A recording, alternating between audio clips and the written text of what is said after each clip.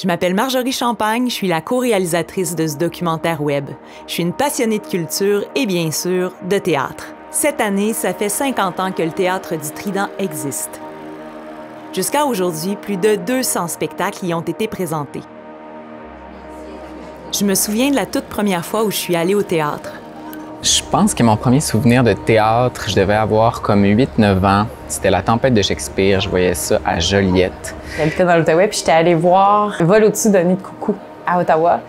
Puis ça, c'est sûr que je pense que j'avais 8 ans. Puis j'ai des souvenirs encore très, très forts de cette pièce-là. C'est comme si c'était la première fois que je comprenais que des humains pouvaient devant moi essayer de créer un monde auquel j'allais essayer d'adhérer. Fait que c'est comme si c'était le début de l'utopie, peut-être. Je découvre qu'on peut comme essayer de façonner quelque chose à travers de la musique, à travers les éclairages, le costume, puis que je vois finalement toute cette mascarade-là se former devant moi.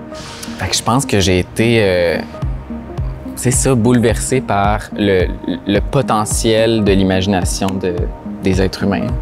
Parce que ça en prend du rêve, des espaces de liberté signifiants qui font que le quotidien pèse moins lourd. Avoir des idées et donner du pouvoir à l'imaginaire, ça donne des ailes. Parmi ces poètes du quotidien, Anne-Marie Olivier, directrice artistique actuelle du Trident, est en train de faire sa marque. Elle est comédienne, elle est formée au Conservatoire d'art dramatique de Québec, elle est très impliquée dans l'univers du conte, c'est une auteure aussi, c'est une metteur en scène, alors c'est presque une femme orchestre, elle travaille aussi en équipe. Hein? Elle va faire des collaborations, par exemple, avec Véronique Côté ou avec d'autres. Elle va mettre en scène des textes à plusieurs mains. Donc, c'est quelqu'un qui, je dirais, qui a le sens du collectif jusque dans ses choix scéniques. Je sais pas si ça va m'aimer de raconter ça, mais dans son bureau, quand je passe la visiter, je remarque toujours ses souliers. Elle a la paire de souliers à talons hauts, puis à côté, elle a les genres de Doc Martens qui se côtoient. Pour moi, c'est ça, Anne-Marie Olivier. C'est une fille de terrain qui connaît vraiment bien les artistes, puis qui ressent aussi bien les artistes, qui est capable de créer des équipes. Je pense que c'est une personne qui suit son instinct tout le temps. C'est une personne qui aime mettre le feu dans ce qu'elle voit autour d'elle de façon très, très positive. Là, je pense qu'elle a cette énergie-là ou cette volonté-là que le théâtre, malgré l'enceinte dans laquelle il s'inscrit, soit toujours extrêmement brûlant. Comment est-ce que ça articule sa direction artistique? Toujours dans la continuité, mais également dans l'innovation. Je pense que ce qui pourrait caractériser, si on veut essayer de tirer, je dirais, les principaux points de sa direction artistique, elle va faire une place à la relève. Dans la continuité, parce qu'elle va faire une place de plus en plus grande au théâtre québécois, de plus en plus grande à la création, de plus en plus grande aux femmes, mais dans l'innovation, parce que là, on est dans une période de liberté formelle. On a vu toutes sortes de choses et on peut se permettre toutes sortes de choses. Mais elle va également programmer des œuvres qui sont un petit peu plus sûres pour peut-être un public plus traditionnel, mais en même temps pour aussi ouvrir un public plus jeune à d'autres réalités. On pense par exemple au Plouf, qui est dans une mise en scène plus classique, avec un grand plateau, une distribution importante, mais qui était une mise en scène tout à fait réussie sur tous les plans. Ou un autre spectacle un peu classique, La détresse et l'enchantement, qui mettait en scène Marie-Thérèse Fortin dans un jeu d'une grande sensibilité, un solo. Alors donc, on va comme ça entre des spectacles solos, des grandes distributions, des spectacles plus audacieux, des mises en scène plus sobres, des portraits d'époque, des classiques revisités, déjantés. Donc, c'est pour ça que je parle d'audace et mais en même temps de risque calculé. Préparer une saison, c'est comme préparer un banquet. Tu sais pas, là, mais tu vas te faire manger quelque chose d'absolument délicieux. Ou je vais te faire manger quelque chose de bizarre, mais tu vas aimer ça. Puis t'invites des sous-chefs, mais pas parce qu'ils sont sous dans la catégorie, mais c'est les metteurs en scène qui conduisent chacun leur bateau. Donc l'idée, c'est de choisir des choses qui vont avoir un impact chez le public. Puis faire goûter des nouvelles choses aussi. Idéalement, oui. Ça, c'est pas nécessairement évident tout le temps. Non, surtout quand la mission, c'est de présenter des classiques. Fait que là, on fait assez vite le tour. C'est pour ça qu'on a exploré des romans comme 1984. Et je me suis posé la question, c'est quoi un classique? Y a-t-il moyen d'élargir un peu le concept pour essayer de trouver des trucs qui sont quand même brûlants d'actualité? Les ploufs? Ouais, ça fait partie de nous autres. Puis c'était le fun, les soirs de supplémentaires. J'étais venue un soir de supplémentaire, puis je regardais tout le monde, je fais « Hey, eux autres, ils viennent jamais ici. » C'était tout du monde que j'avais jamais vu, puis j'étais contente. C'est du monde que ça part de leur quartier ou que cette histoire-là les a touchés. C'est quand on faisait des recherches, on se rendait compte qu'il y avait une époque au Québec où il y avait une Bible, un livre de cuisine, puis les ploufs. Tu sais, c'est comme l'œuvre qui est rentrée. Puis c'est pas pour rien, il est quand même à cette époque-là de sa vie, en tout cas dans le roman, il décrit vraiment bien son quartier. Fait que oui, ça a bien été. Puis j'étais contente que Maryse Lapierre signe sa première mise en scène, Isabelle Hubert à l'adaptation aussi, de voir des femmes se poser sur ce regard d'homme aussi, parce qu'il y a quand même quelque chose de vraiment macho, là. On se le cachera pas. Il y a quelque chose aussi d'inscrit dans l'époque, mais c'est le fun aussi de pouvoir le regarder avec nos yeux d'aujourd'hui, puis des yeux féminins. Qu'est-ce que ça t'a créé comme sentiment quand on t'a offert ça? Un mélange. J'étais vraiment contente, là, c'est sûr. Puis je trouvais ça intéressant aussi de travailler à partir d'un grand classique qui se déroule à Québec, ma ville, puis même encore plus mon quartier, parce que j'habite dans Saint-Sauveur. Je trouvais ça quand même assez extraordinaire. Il n'y en a pas tant. Des classiques qui se passent à Québec, à Montréal. On a Michel Tremblay, mais je connaissais pas Roger Lemelin par cœur du tout. Il a fallu que je plonge. Puis en même temps, j'étais, tu sais, je savais que tout le monde allait avoir beaucoup d'attentes. J'étais un peu terrorisée aussi. Puis en même temps, tu sais, c'est sûr qu'Anne-Marie, je la connais assez bien, puis je sais qu'elle a beaucoup d'instinct. J'ai aussi fait confiance à son geste de m'inviter à faire cette mise en scène-là. Je me suis reposée là-dessus, sans me reposer complètement, mais ça m'a donné de l'élan. Puis après ça, j'ai travaillé comme une folle. Maryse apprend les choses tellement à cœur, elle met beaucoup d'amour, puis elle a fait un travail exceptionnel. Puis là, c'est une coproduction Québec-Montréal, fait qu'il faut aussi vendre nos artistes d'ici aux directions artistiques de Montréal. Puis ça, c'est une game, hein? Mm-hmm. Faut juste faire attention pour pas que dans des productions, ça soit juste du monde de Montréal qui ait des premiers rôles, puis du monde de Québec qui fasse les poignées de porte. À un moment donné, ce qu'on envoie comme message à notre milieu, c'est qu'on n'est pas capable. Puis à notre public aussi, puis c'est pas vrai. Fait que c'est fun de dire, dans un geste artistique, regarde, on est allé là, ça marche, puis tu connaissais pas la personne qui l'a fait. Voilà, quelqu'un de nouveau.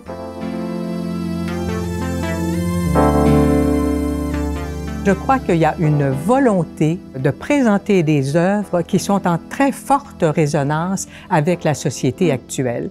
Je pense que c'est quelque chose qui peut caractériser son directorat jusqu'à maintenant, en tout cas.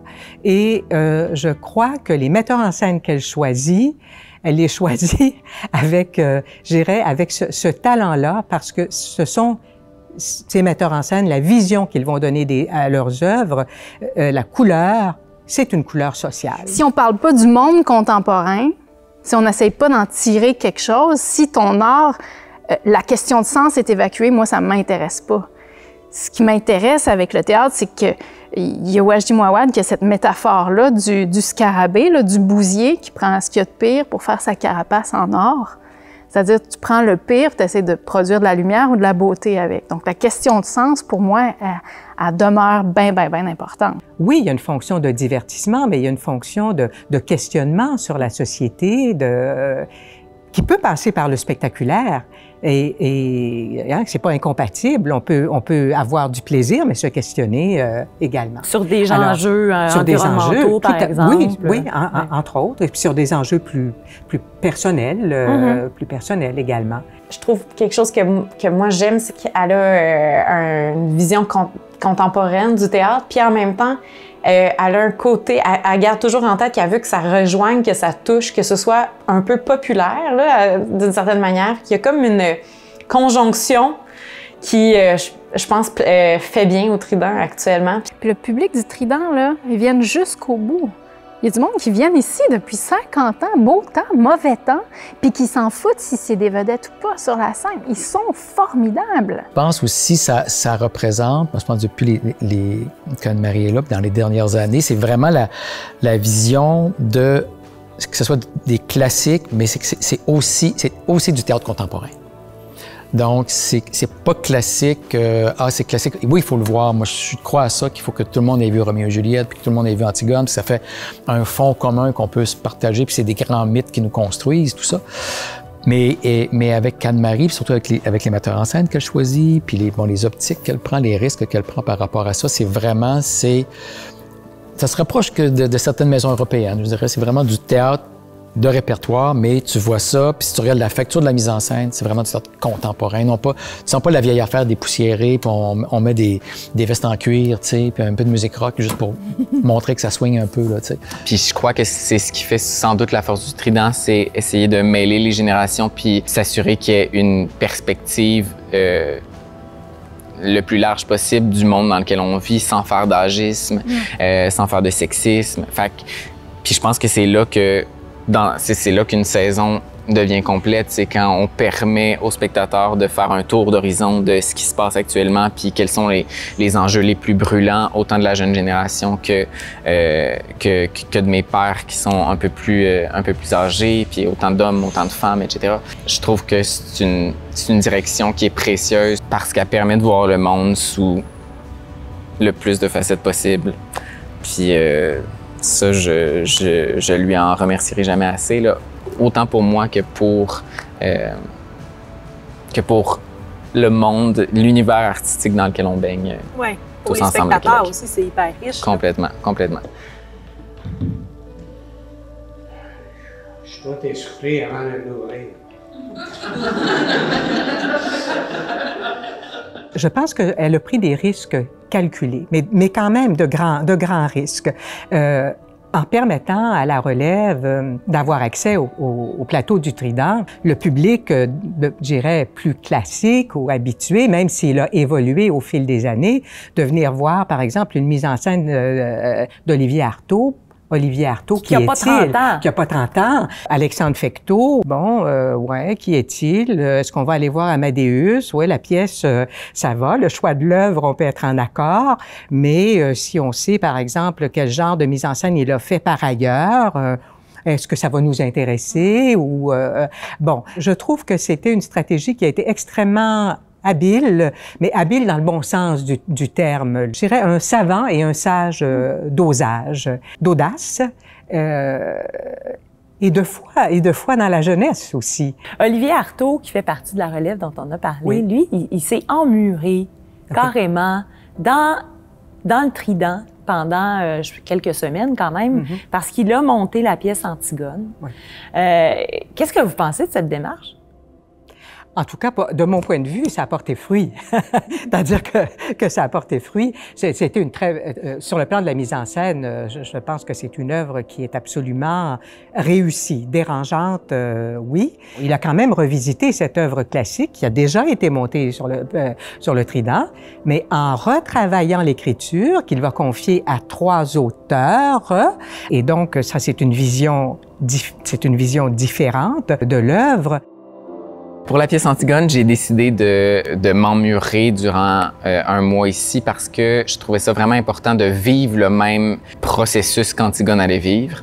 Puis, j'ai comme une espèce... Je me questionne beaucoup sur la place du metteur en scène dans une œuvre, puis j'avais l'impression que si j'allais imposer autant d'efforts à Joanie qui allait courir sur le tapis roulant durant une bonne partie de la pièce, et à tous les interprètes d'ailleurs, chaque interprète avait un défi vraiment différent. Jean-Denis, c'était l'immobilité, etc.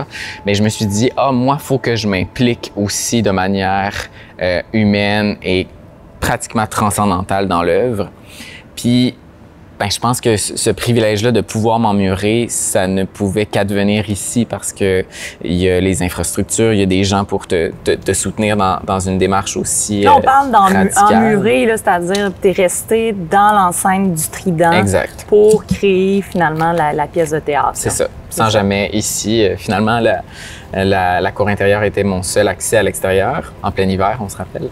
Mais sans la possibilité que le Trident offre, j'aurais pas pu être dans une démarche peut-être aussi radicale, entre guillemets.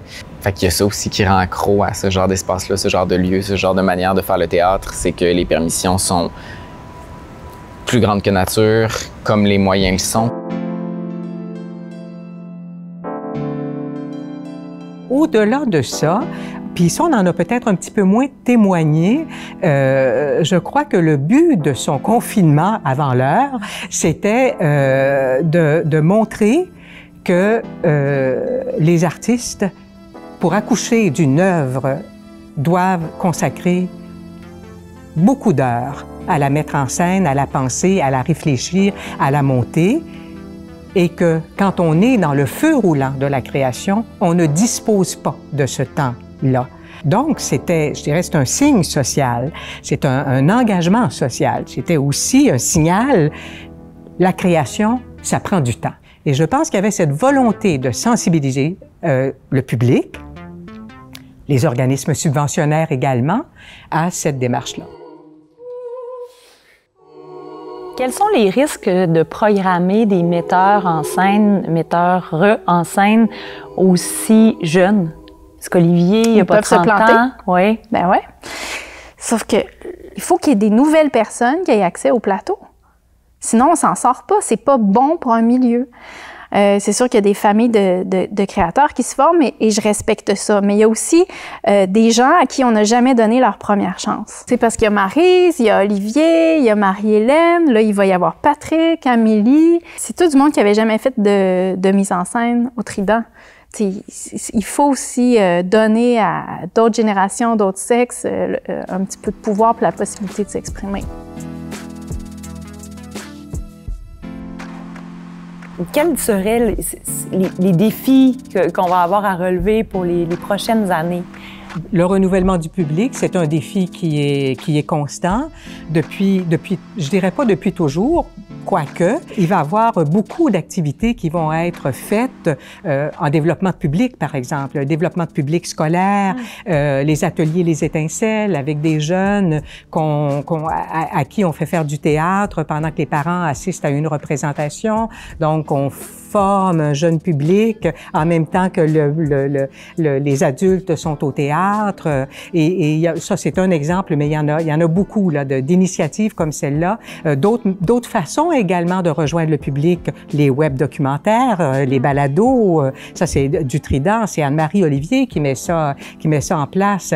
Alors donc, il y a un désir d'aller essayer de soit susciter un intérêt chez le public, autrement, différemment, de le rejoindre de toutes les manières possibles. J'ai l'impression que tu as beaucoup d'autres choses aussi. Avec un théâtre, tu as une mission, puis tu dis, moi, je veux l'amener là, tu as un projet. Fait que ce que j'ai essayé de faire, c'est de le réchauffer de l'intérieur, puis de l'humaniser, en donner aux enfants, en donner aux amateurs. Donc, c'est ça, puis d'essayer qu'il y ait des trucs plus poussés, mais des trucs aussi pour tous. Donc, vous parliez des enfants, vous avez mis sur pied des ateliers pour... Oui, avec Mylène Feuilletot. Donc, l'idée, ça existait nulle part dans aucun autre théâtre, c'est que les gens nous laissent leurs enfants ou leurs petits-enfants, puis pendant qu'ils écoutent le show, on fait des ateliers de création sur la thématique du spectacle en salle de répétition. Donc, les gens voient le programme principal, puis ensuite, ils voient le spectacle que leurs enfants ont préparé. Puis on les met en contact direct avec des scénographes, des musiciens, des acteurs. Puis ils font de la création, donc c'est une mini-école de création. Le défi de l'organisation, c'est toujours de rester pertinent puis près de son public. Sans faire juste des trucs juste pour satisfaire le public à court terme, là. On parle de faim, de grande faim, là, celle de la tête puis du cœur, là. Tu sais, quand tu te déplaces de chez vous, là, que tu calls une gardienne, que tu arranges ta vie de fou, il faut qu'au moins on te dise quelque chose ou quelque chose qui soit pertinent pour toi. Donc la pertinence, je pense pas que ça va prendre une ride. Sinon, là, on est en pleine crise de la COVID. Comment ça va affecter tout un milieu? Est-ce qu'on va avoir les mêmes moyens? Est-ce qu'on pourra être aussi présent pour les artistes du milieu? Un des défis du Trident et du théâtre en général, c'est de se positionner par rapport à cette industrie du spectacle qui, dans le financement, va chercher aussi une très large part du financement.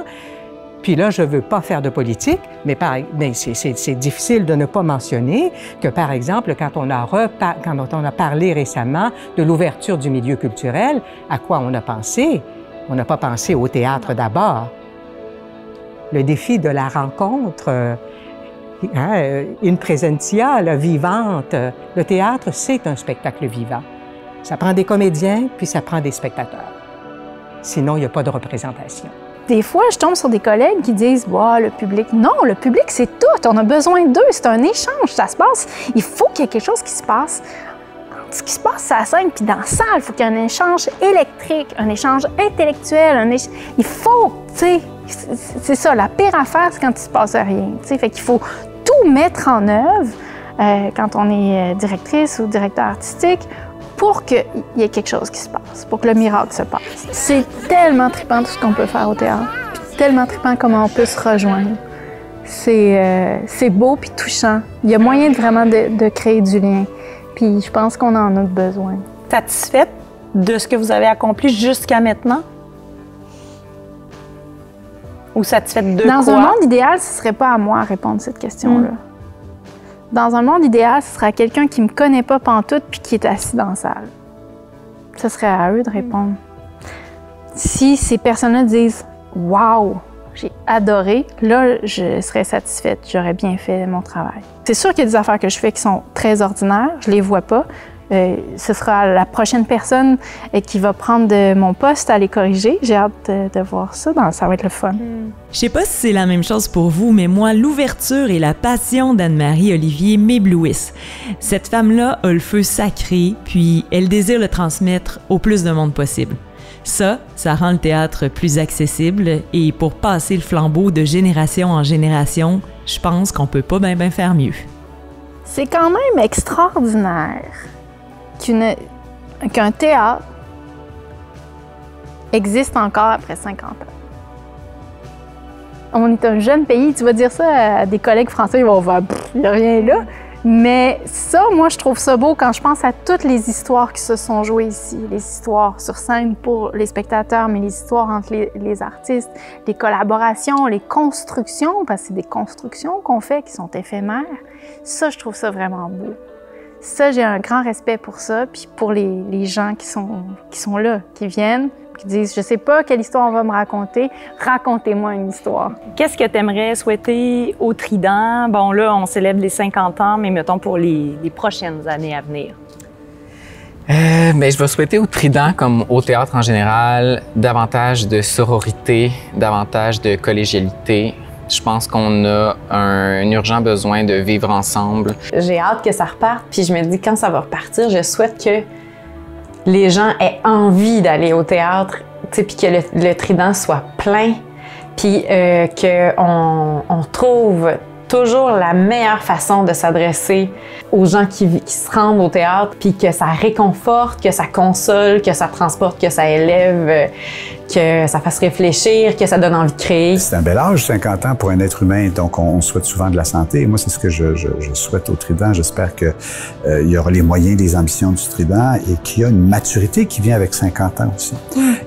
Alors, au début, on a toujours l'excuse qu'on est jeune, puis on a toujours l'excuse qu'on est occupé à faire bien des choses, mais à 50 ans, on a une maturité, on a un acquis. Alors, je souhaite beaucoup de santé et longue vie au Théâtre du Trident. Je pense que la chose la plus difficile dans notre métier, c'est de durer. Donc, je lui souhaite de durer 50 autres années pour tous les artistes qui viennent, pour tous ceux qui vont apprendre, développer, pratiquer leur art et développer leur vision artistique ici. C'est comme quand j'étais au conservatoire, c'est-à-dire que le Trident est un endroit où on a envie d'aller travailler. C'est un endroit qui se renouvelle aussi beaucoup. Donc pour les jeunes comédiens ou les jeunes artistes ou qui sont metteurs en scène ou des jeunes scénographes, il y a des ouvertures là parce qu'on fait quand même de la place pour les jeunes au Trident.